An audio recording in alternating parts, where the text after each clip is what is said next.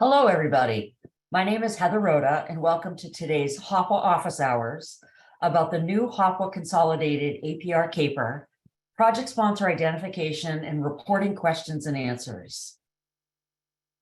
Our presenters and panelists today include, from the Cloudburst Group, myself, Morgan Klein, Steve Ellis, and Jonathan Sherwood.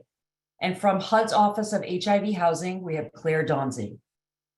On the agenda for today's office hour includes reminders about changes to HOPWA reporting, a review of a few definitions relevant to HOPWA reporting, and a review of commonly asked questions about HOPWA reporting. But before we get started, be sure to check out the newly published HOPWA Consolidated APR CAPER User Manual. This manual is a great resource for both HOPWA grantees and project sponsors. It includes detailed step-by-step instructions for filling out all sections of the Consolidated APR CAPER, and also includes general information about the reporting submission process, data validation, and how APR CAPERs are tiered. Also, just a few housekeeping items before we begin. The presentation slides, a recording, and a transcript will be made available and posted on the HUD Exchange. Be on the lookout for an email from the HOPWA listserv announcing the availability of the presentation materials. During the webinar, also, please remember to submit all questions to the Q&A box. We'll do our best to answer them as they come in. However, note that if we're unable to answer your question during the webinar, we'll follow up directly with you after the presentation. And feel free, as some folks have already been doing, to use the chat feature to say hi and introduce yourselves to each other. Now, for the first part of the presentation, Steve Ellis is going to be talking about reminders about changes to HOPWA reporting. I'll turn it over to you, Steve. Thank you, Heather. So welcome, everyone. I was flipping through the chat. It's nice to see some old friends. It's great to see that we have some new friends. So once again, that reminder, please feel free to introduce yourself in that chat box. But to make sure any questions do get answered, please submit any questions to the Q&A, as we have it heavily staffed to make sure we can address as many of your questions in live time as possible. So first, before we get into any specifics for today, let's just go over a couple quick reminders regarding changes to HOPWA reporting. Because for many of you who have been doing this a number of years, all of these changes are brand new, not just in what you're filling out, but the actual submission process itself. So effective the first of this year, grantees, both formula and competitive grantees, no longer submit a single aggregated HOPWA report, because data will be reviewed and validated at the individual project sponsor. So as many of you know or remember, you all would collect data from project sponsors in whatever methodology you used. You would combine and aggregate that data into a single CAPER or APR that was on Word that you would submit. But as effective January 1st, 2023, this all has changed. So effective the first of the year, grantees and each of their project sponsors will complete their own customized Excel workbook, meaning you will get a customized Excel workbook for each project sponsor, as well as if you are a grantee that delivers HOPWA services directly, you will have your own. Similar to before, though, where the grantee is responsible for collecting all of that data, that is the same, except for now the grantee will collect all of the workbooks from project sponsors, and that will be submitted to HUD as part of the validation process. To help in this process and to make sure that we are creating the correct workbooks, there's an additional step that is now occurring. So Cloudburst will contact the grantees by email 150 days before your reports are due. So think a couple of months before the end of your operating year. This email will include some additional information about changes to reporting. It will have some links and some resources to where to find additional information.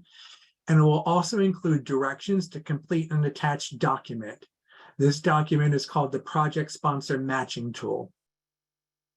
What this tool is asking is for grantees to review the information on it and to make any needed changes, because what Cloudburst needs is a current list of your project sponsors. Basically, those project sponsors who were contracted to deliver services during this reporting period. We then ask you to make those changes and send it back to Cloudburst. That way we can create all of those customized workbooks. So that's a very high level review of some of the changes, but some of our previous webinars and office hours went into more detail about the changes, about reporting, about communication, and some of the changes to the report itself. So if you do have any additional information or questions, not only submit it in the Q&A, but there is a whole landing page on the HUD Exchange that when you get this slide via email, you'll be able to click on the hyperlink there and review all of the previous materials and any published resources regarding changes to HOPWA reporting.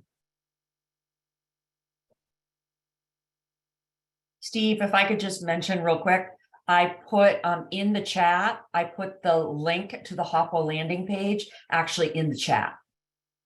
Thank you. So everybody could access it. Okay. So tied to that project sponsor matching tool, let's get into some specific information to today.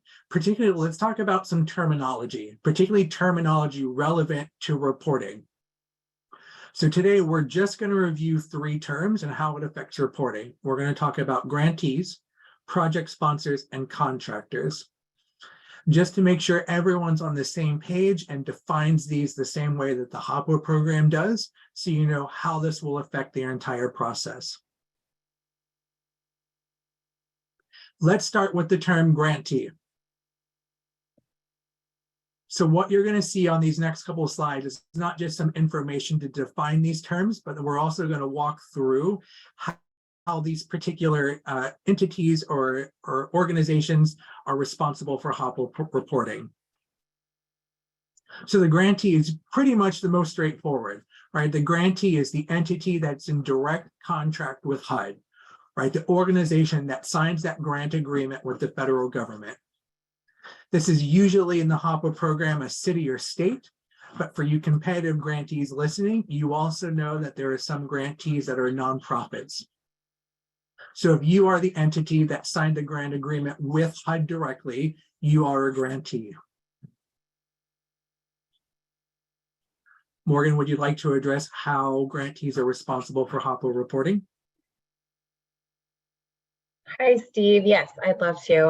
And hi, everyone. Like Steve said, it's great to see familiar faces and some new folks joining us, and looking forward to reviewing all of these changes with you guys.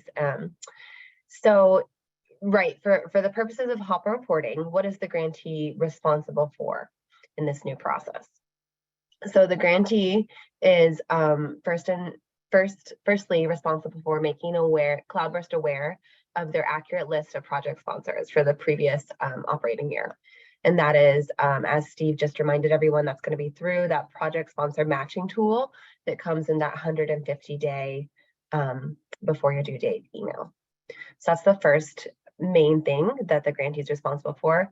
Second is always going to be filling out the grantee performance report workbook for funds that the grantee expended, as well as any contractors or admin organizations that they might have worked with during the operating year.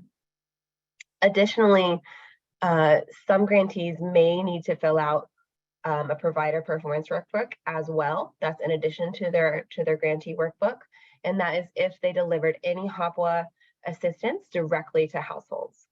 Okay, so it's possible for some of you that you're going to have two workbooks to fill out. It'll be with very different information though. Lastly, and this is sort of the big one of the bigger changes, is that the grantee is now responsible for After they receive the workbooks from Cloudburst, they're responsible for distributing them to their project sponsors and collecting them from the project sponsors, and then submitting all of the workbooks together, unaggregated, but together in one email to that HOPWA reports at HUD.gov email. So I think that pretty much covers it. Great.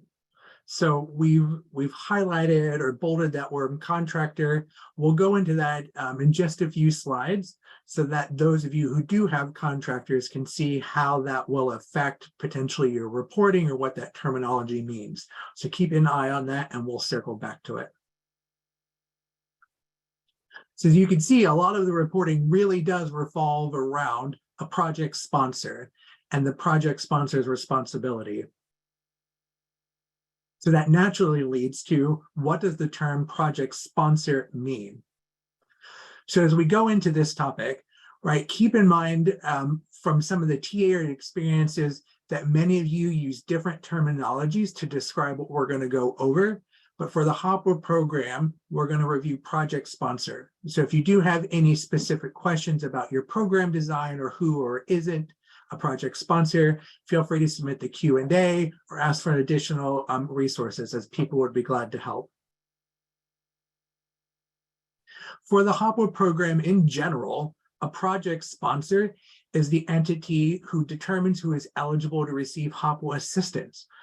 Right, they're the ones that do the intake, that prove HIV and income at or below 80% AMI, right? They do all of those steps. They're determining who actually can receive HOPWA funds.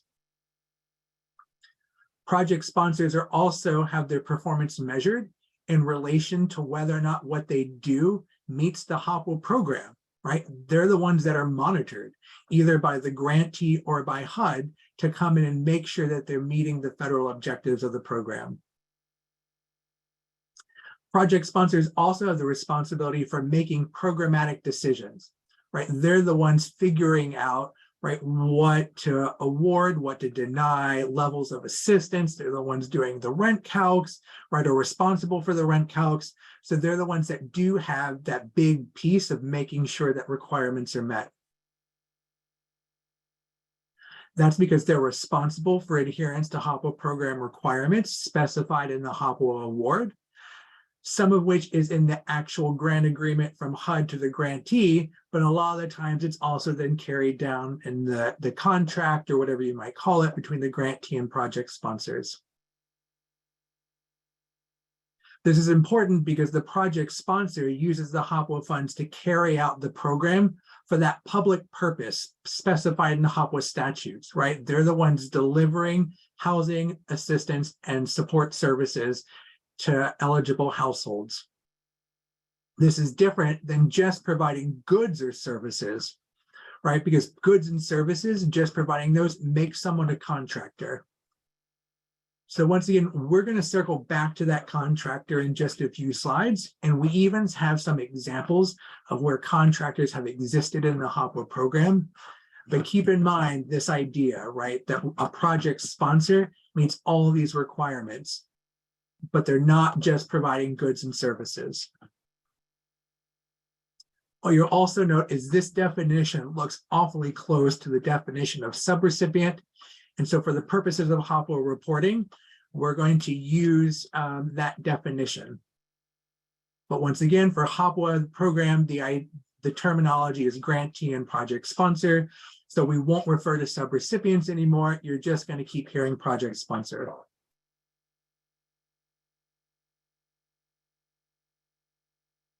So furthermore, when you look at HOPWA regulations, what specifically is a project sponsor? So besides that definition you just saw, a project sponsor is also any nonprofit organization or governmental housing agency that receives funds under a contract with the grantee to carry out eligible activities under this part, with this part referring to HOPWA regulations.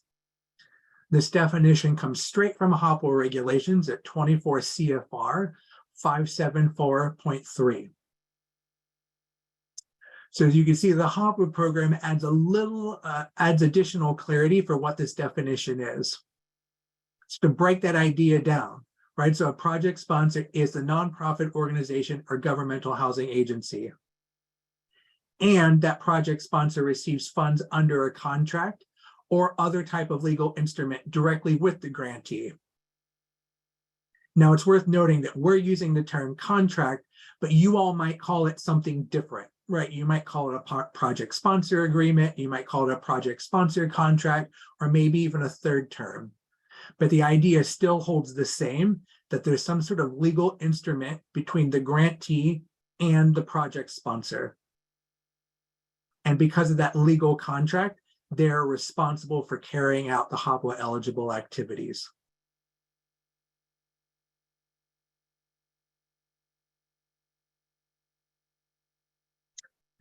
Great. So let's look at now, in terms of HOPWA reporting again, what does a project sponsor do? What are their specific responsibilities going to be around HOPWA reporting? Okay, so number one is that they will always be filling out that provider performance report for themselves, for their HOPWA funds and any activities that they associate activities with those HOPWA funds.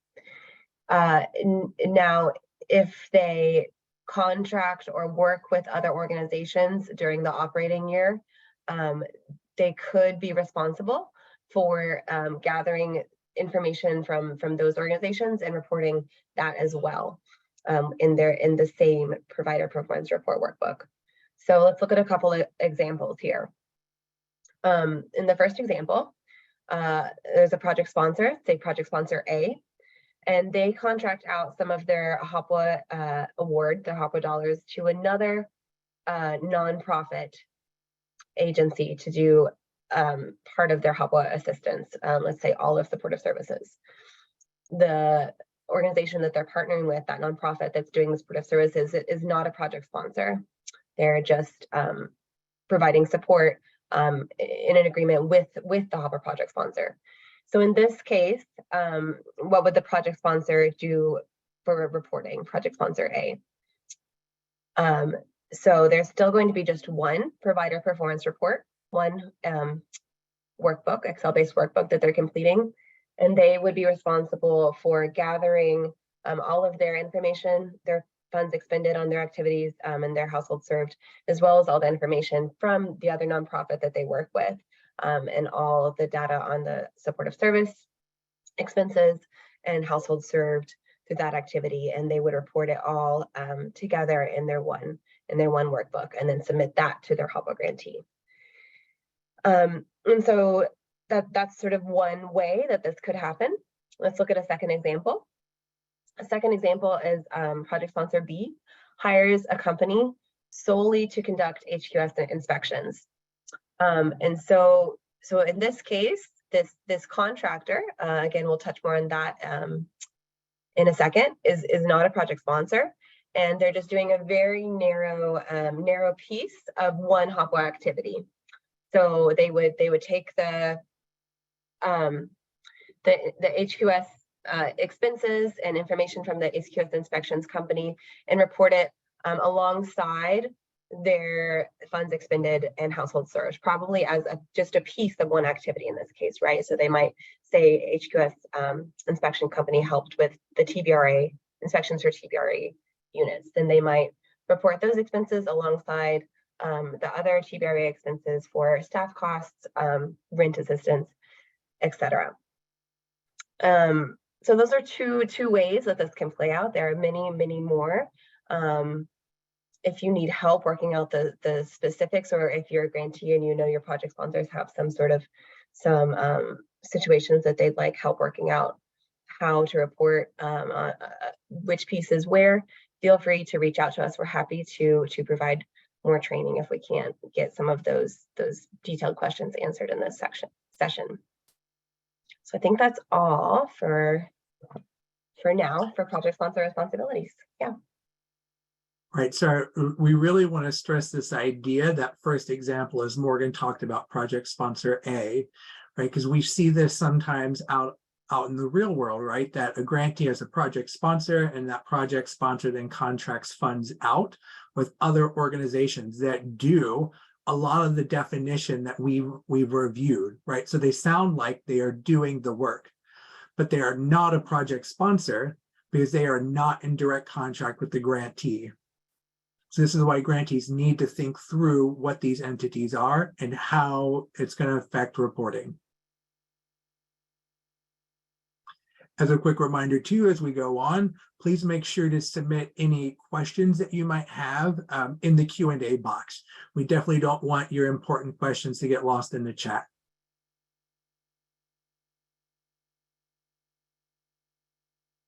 So we keep referring to contractor. So let's talk a moment about what the term contractor means in the HOPWA program, particularly when it comes to HOPWA reporting.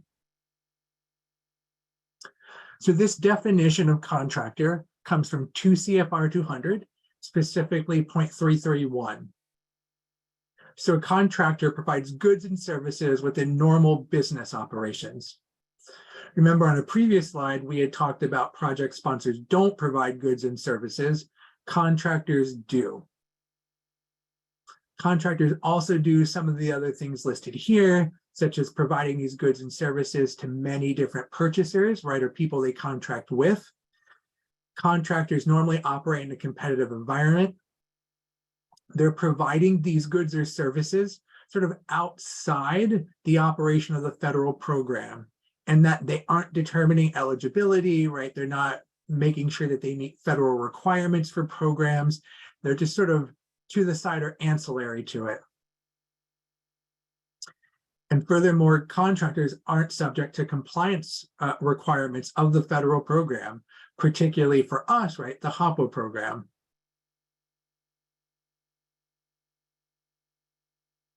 So there are many examples of contractors within the HOPWA program that we see as part of our work, some of which you all clearly all have. And so to many of you, this idea will make sense, right? Say you are a grantee or a project sponsor that needs to contract with an auditor, right? For your single audit or other financial audit. That auditor clearly is not a project sponsor, right? They're not conducting eligibility. They won't have client records. They're not, they're not keeping documentation on income. It's just an outside entity that you've contracted with to do a part of one of your requirements. We also see examples of organizations that are hired only to cut checks. So let's say you are an organization that your organization name has HIV/AIDS in the title, and so you need someone to help cut checks to make sure that you can keep confidentiality, right? So that organization that you've hired to cut checks, you're sending them your rent roll, right? All they're doing is cutting and mailing that check, but they're not going to have HIV documentation. They're not going to have income documentation. They're not the portions of rent. All of that's going to be with your organization that did the work. Finally, another example we've seen is organizations that are hired only to do inspections. So I reviewed this quickly, but this idea that because you're just hiring them only to do inspections, that's all that they're going to do. So either you as the grantee or a project sponsor is contacting this organization to say, can you go inspect 123 Main Street? And that's all they're going to do, right? They have no other records. All of those are contractors. So you notice that none of these entities meet the definition of project sponsor because they're not doing everything required to meet that definition.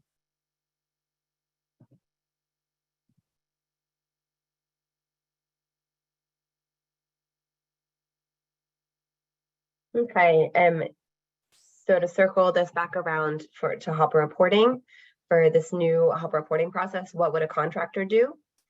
If you haven't guessed from what Steve said on the previous slide, they would do nothing, right? They aren't responsible for HOPWA reporting, don't have any HOPWA responsibilities. So either the grantee that works with them or the project sponsor that works with the contractor would be responsible for reporting on their activities. And contractors wouldn't even have, again, as Steve just said on the last slide, wouldn't even have all the information they needed to be able to do something like reporting. So they wouldn't be able to fill out a workbook. They want to have that financial piece, those financial pieces, household pieces, or demographic pieces. So they're off the hook. So what does all of this mean? Particularly, how do you determine if an organization is a project sponsor or contractor, right? Because this is clearly going to be key to making sure that you can tell Cloudburst about who project sponsors are to get the correct number of workbooks and not get workbooks for organizations that do not have a responsibility to report. So a quick one slide, step by step, and particularly this is focusing on grantees, since grantees are the one ultimately still responsible for HOPWA reporting. So a grantee should outline all the entities receiving funds under their HOPWA allocation or award, right? You have this information anyway, but sort of outline all of it. So you sort of have almost a flow chart of where your money is going to what entities. Then determine if those entities or project sponsors are contractors as defined for the HOPWA program. Because remember, they're only a project sponsor if the entity is in direct contract with the grantee. So if any of your project sponsors have entities underneath them for which you are not in direct contract, they cannot be a project sponsor. And then grantees, if you do have any organizations, just also underneath you, just make sure if they're a project sponsor or a contractor, right? Are they responsible for some of the things that we outlined? Are they going to have the documentation to prove HOPWA eligibility at monitoring? Or are they just someone that you've hired to carry out a small part of the program? And we realize for some of you listening, this is very straightforward. This is pretty easy, and you're going to be able to figure this out. But for some of you, because of the terminology that you use or some of the programs in your portfolio, it can be a little more confusing. So if push comes to shove, grantees, just reach out for assistance, right? So you can email the Office of HIV Housing directly at hopwa@hud.gov, or if you're receiving TA, you can reach out to those technical assistance providers. Feel free to submit a HOPWA AAQ. As always, there's no wrong door. So particularly this first year of changes to the HOPWA reporting, when in doubt, reach out for help, and there's bound to be people or persons who are more than happy to help you figure this out.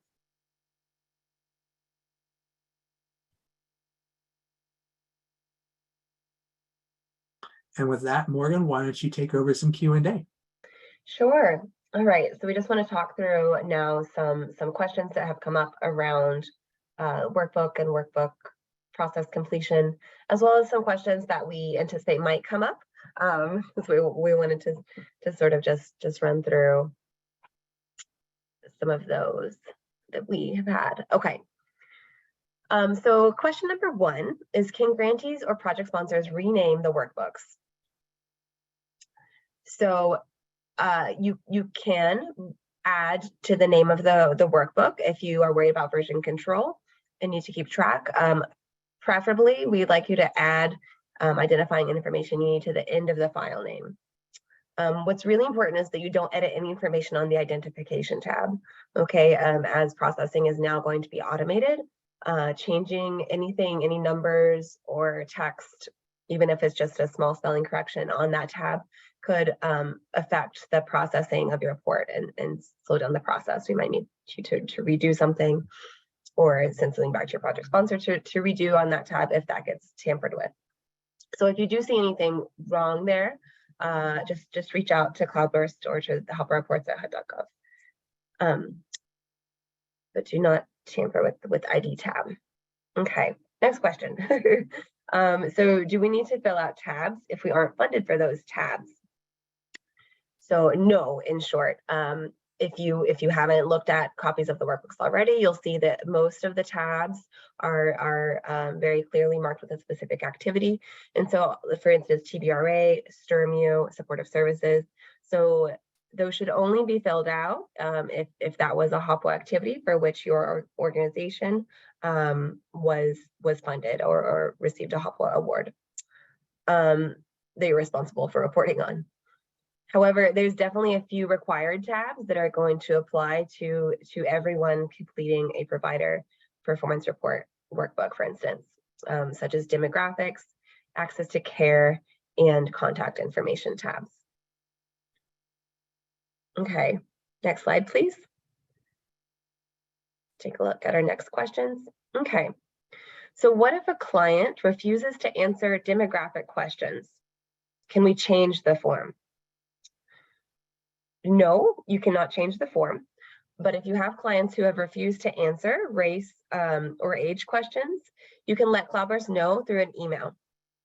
You can also include this in the narrative section of the report. If you're the grantee or project sponsors, you can request that your grantee do this. Okay, next question. For activities where we now report on health outcomes, do we need source documentation regarding HIV medications or lab results? No, since HIV medications and getting lab results regularly drawn are not a HOPWA requirement, documentation can't be required. So self-reports are okay for those health outcome questions. Next slide, please. Thanks, Steve. Okay, so for housing outcomes, what does disconnected from care mean? Disconnected from care doesn't mean anything big or dramatic necessarily. It just means that you are no longer in contact with this person. They're no longer in your HOPWA program, and you are unsure of their outcome. You're not sure what their housing outcome is currently. Okay, next question. So for the narrative section of the grantee workbook, what if we have more text than fits in the answer section? Can we submit a separate document? No, so HUD would like narratives now to be contained in that narrative section. We know that's a change from previously when there was no limit to narratives, but each answer, and there's several question and answers on the narrative tab, and each answer can be 4,000 characters. So that's about 1.5 pages of text per answer. So we're hoping that that is going to be enough. If there really is an exception needed and an answer can't be contained in that link, then please email OHH@hopwa@hud.gov to request an extension and see how they'd like to handle that. Or an exception, I'm sorry. An exception to that limit. Okay, next slide, please.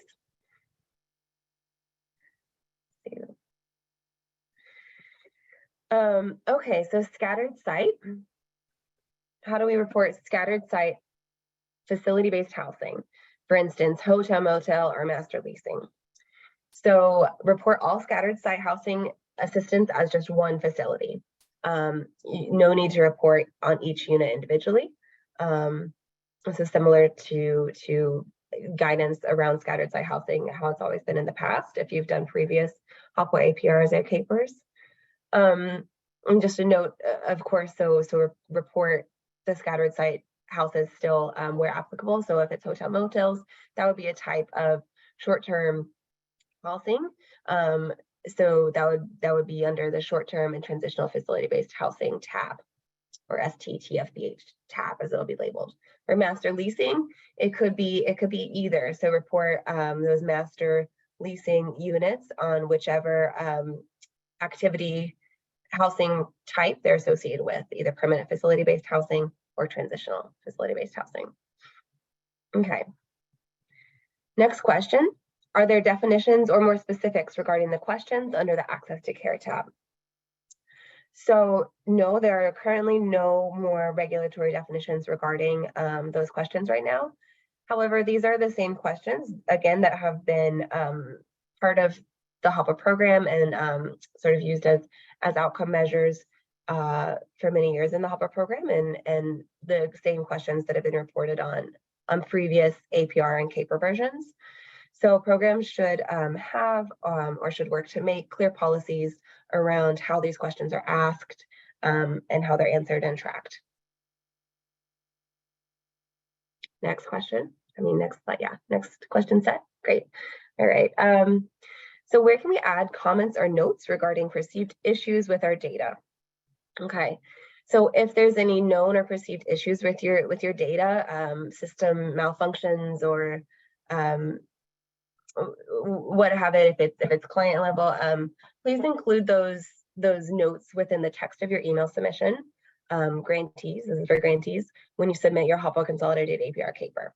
Okay, project sponsors, just please make sure that your grantee is aware of any of your data issues so that they can communicate that to Cloudburst and put it in the narrative section of the grantee workbook if they want. Okay.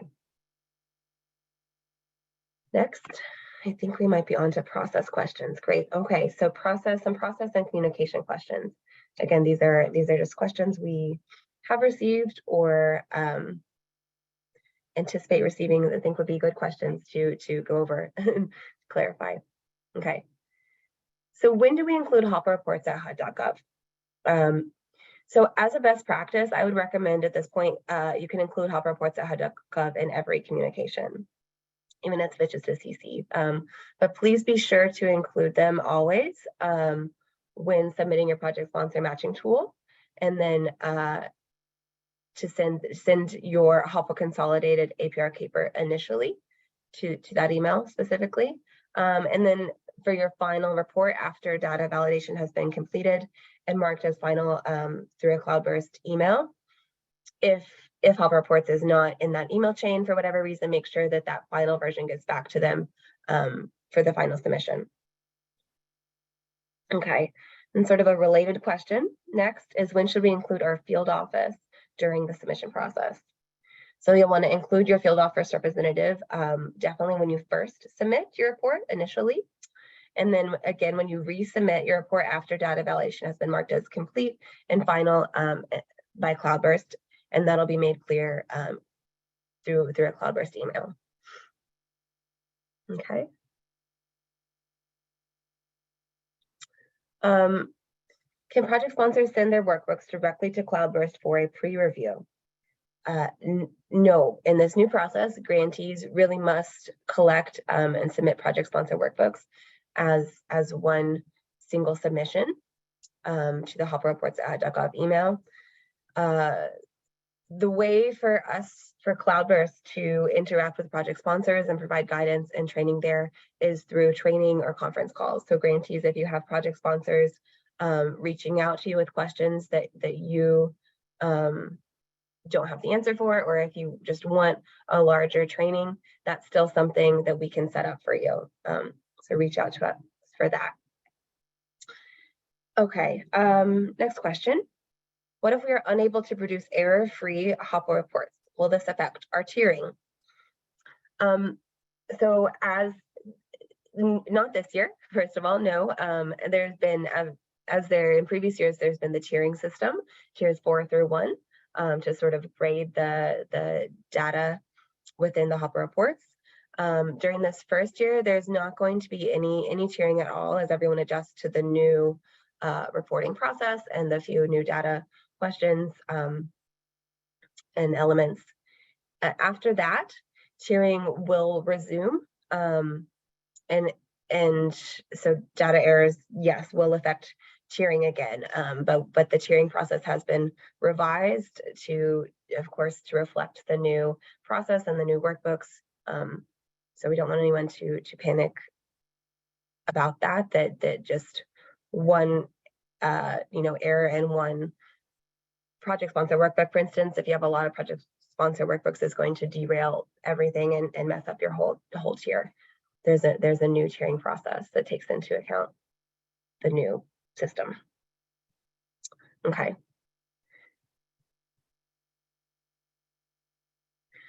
So next we have sort of a related question. What if we are unable to produce error-free HOPWA reports? Will this affect our monitoring?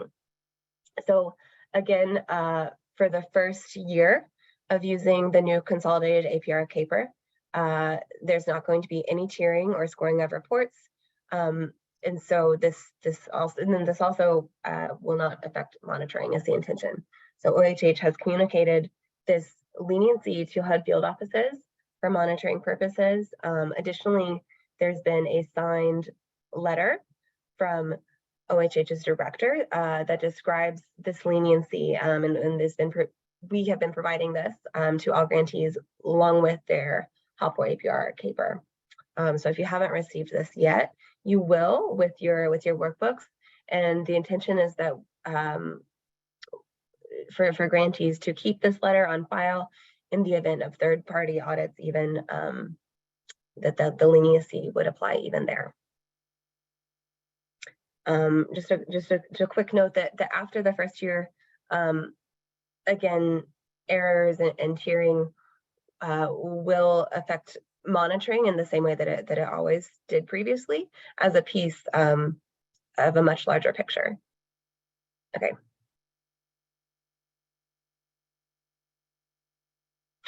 I think Thank you, Morgan. Questions, sure. Thank you. Back to you for general questions, Steve. So you all have been giving us some really great questions on our previous webinars, our previous office hours. So we've tried to fold those into this session, some of those that you've seen, some of the ones that are following up. It looks like you guys are submitting some great questions through the Q&A. Please continue to do so. So let's review a few other questions that have come up, sort of outside some specifics for reporting. So a few people have asked, can we still use the old Word HOPWA reporting forms after January 1st, 2023? Right? It's something that you know, it's something that you're comfortable with. And for many of you, this is really your first time changing a reporting system that you've used for a long time. And unfortunately, the answer is no. Right? So except for those competitive grantees who are still need to do HOPWA CV reporting, old reporting forms submitted after January 1st will not be counted and will not be validated. So for any reports due after January 1st, you will use this new process. Besides, for you competitive grantees listening who still need to do CARES Act APRs, still use that CARES Act APR that you have and you have been submitting for the past couple of years. That will continue under that old form and old process.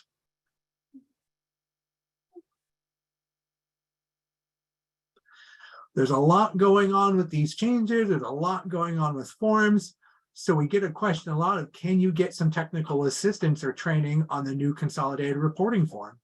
And this is one we can gladly say yes, right? So there's a lot to think about. There's a lot that you might need to change. There's a lot potentially to understand. So just reach out to Cloudburst. Right, so many of you have seen our email addresses. Many of you have them from us harassing you in the past for HOPWA reports. So if you just need a quick call or you need some technical assistance or training, reach out, and we'd definitely be glad to do so.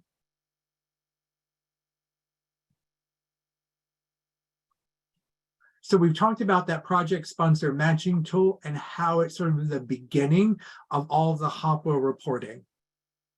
So the question that we sometimes see is that asking when you all will get the project sponsor matching tool, right? When will the grantee get it?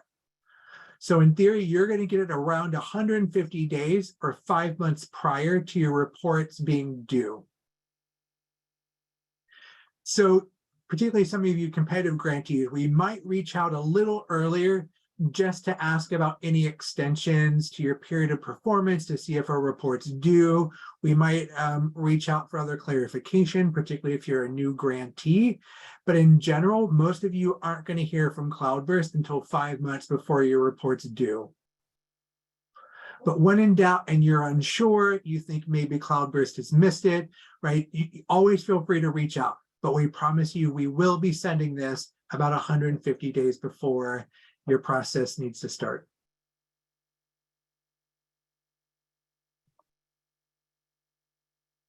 So when will we, the grantee, after filling out that project sponsor workbook, receive the actual project sponsor workbooks themselves? So similar to the old version, right?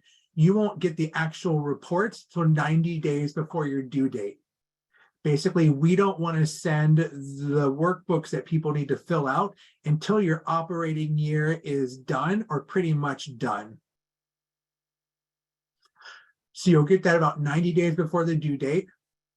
However, if you end up not responding to our email about the project sponsor matching tool or filling out the project sponsor matching tool, there might be a delay in creating this. So once again, that project sponsor matching tool and email really is key to how this moves forward. This is also a great place to remind grantees, as there is clearly always turnover. If there's updates to people who should be included in emails, please feel free to reach out to Cloudburst. Sometimes our issues are that we only communicate with you all once a year when it comes time for reporting. So while we might have had the correct email or emails a year ago, we reach out now and that email address is undeliverable or that person's not responsible for HOPWA reporting. So if you're unsure that we have the right contacts, or you are sure that we don't because you are new to the HOPWA program and you're new to reporting, send us your information as we'll gladly update our contacts to make sure we're reaching out to the correct people each and every time we send an email.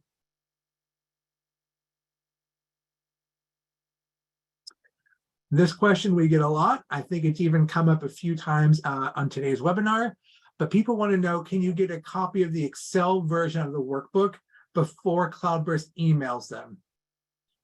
So as you guys are aware from previous webinars, there is a PDF version online, but many people want to actually get their hands on the Excel workbooks to actually get a sense of what they look like and play with them a little bit, and you absolutely can. What this requires is the grantee, not the project sponsors. The grantee can request a blank copy of the Excel workbook by emailing HUD's Office of HIV Housing at hopwa@hud.gov. So keep in mind, right, once again, it needs to be the grantee, not the project sponsor, and you're also going to get a blank copy. So you won't be able to fill out that blank copy and submit it in the future for validation, as it won't have the specialty, some of the things that we've talked about, like the name, right, that we use to help code things. But at least you'll get a sense of what questions are asked, how the flow goes. You can share grantees. Once you get this, you can share that with the project sponsors, but at least you can get more familiar, not just with the report, but the actual version of the report that you're going to be using.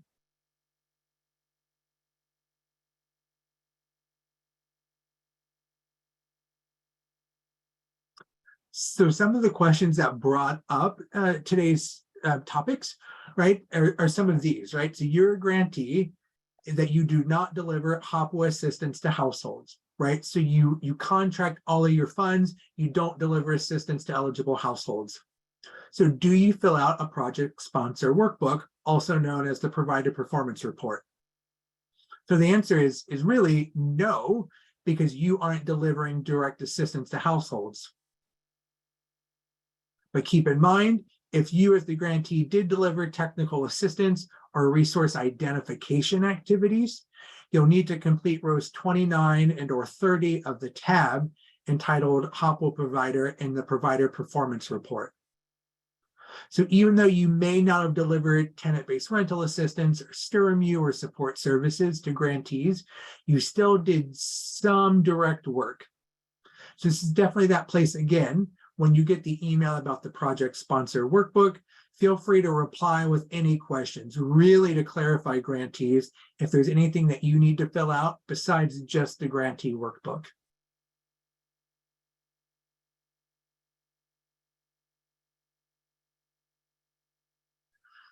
So in this question, you're a grantee that delivers HOPWA assistance to households, but you also contract with organizations who only process and send out housing assistance payments or conducts inspections, right? So let's say you're a city, let's say you're a state, you're the one delivering tenant-based rental assistance, but as part of your program design, you have organizations that are doing a small part of the program. Maybe they're cutting checks for you, maybe they're doing your habitability or HQS. So are these entities underneath you project sponsors? And do they need to fill out a workbook? I really should have asked this question to all of you because it sort of summarizes today, but clearly, hopefully you'd all say no, these entities are not project sponsors per the HOPWA definition of what we've talked about today, because they're considered contractors.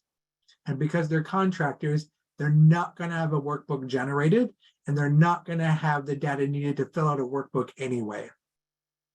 So instead, in most cases, you as the grantee, you're going to have all of that data anyway, right? You're going to know the financials, you're going to know, any of the information there, because even if you sent something to the contractor, they're sending something back. But for some reason, if there's anything that is needed from them, you're just going to aggregate that in what you fill out. So once again, they will not have their own workbook. Include it in the workbook that you will be filling out.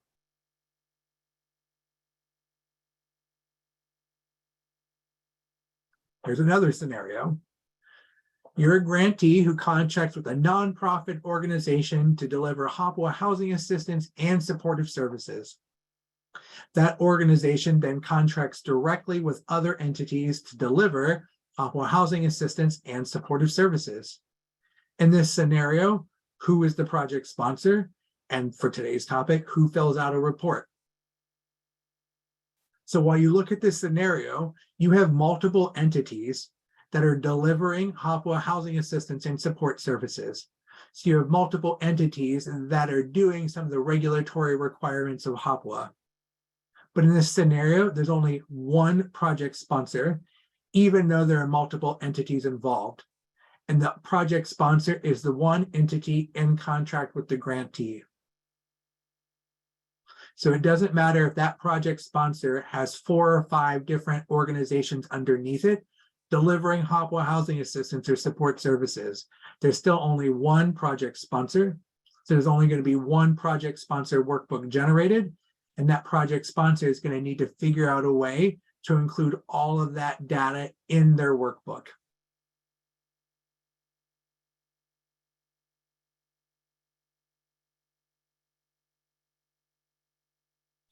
So here's a question that we received.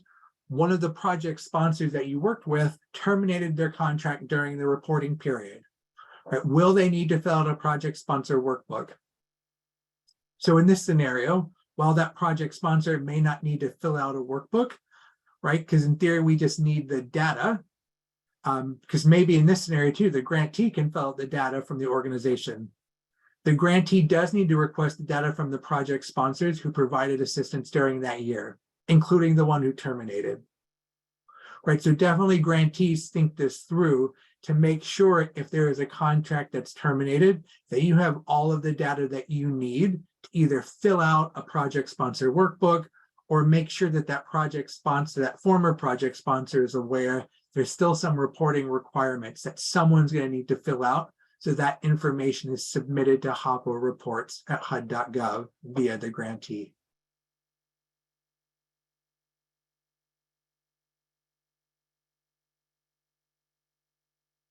One of our final questions that's come up quite a bit.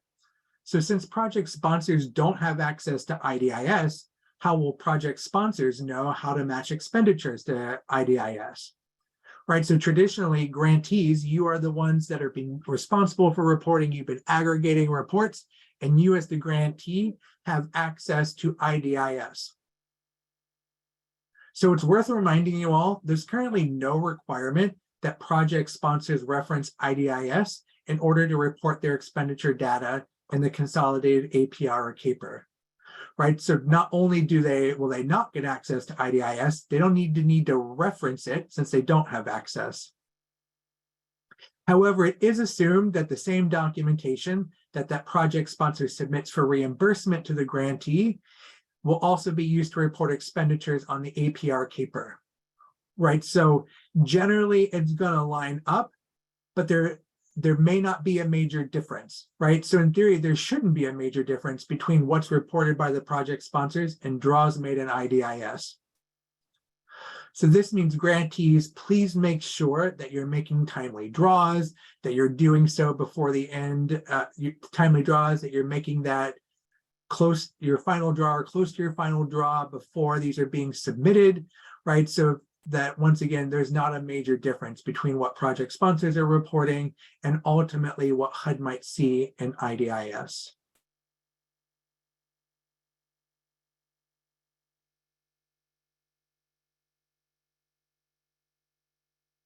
That was a lot of questions, everyone, right? So we tried to preface and answer as many questions as early as possible. I'm now going to call on the additional staff on the call. If there's any additional Q&A that have come up that we should ask and address to everyone as part of this webinar.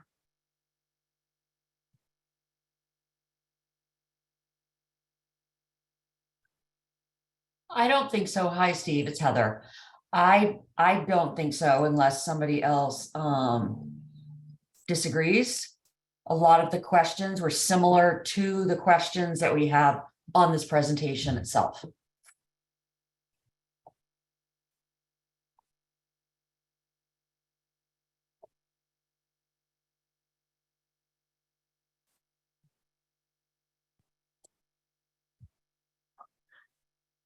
If there are no other questions, I'll encourage people, right? You still have a few moments to submit any Q&A. Otherwise, Heather, do you want to take us out? Sure, I can do that. So thank you, everybody, for attending today's presentation. At the end of this, we have some resources here that are available to you. If you have questions about HOPWA reporting or have questions about the HOPWA program, and if you're seeking any additional information or technical assistance, as we mentioned earlier, any help with HOPWA reporting, you can absolutely reach out to the Cloudburst group. We're here and we're ready to go and help you work through this new tool. For general HOPWA technical assistance, you'll find a link here on this last slide, as well as the link about how to access the HOPWA Ask a Question desk to submit a question either about HOPWA reporting or about the HOPWA program overall.